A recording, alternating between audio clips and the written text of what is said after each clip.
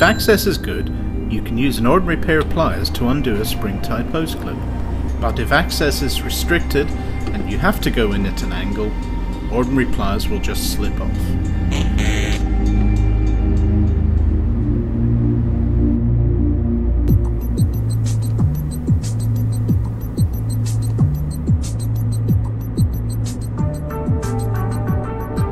The jaws on these special hose clip pliers from Laser Tools have a lattice-shaped tooth design that lets them grip securely at any angle, even from the side.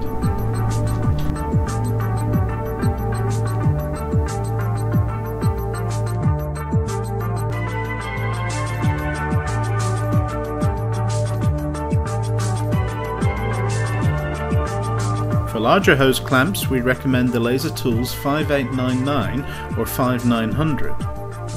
The patented design includes a ratchet mechanism which is used to lock the clamp in place when it is removed.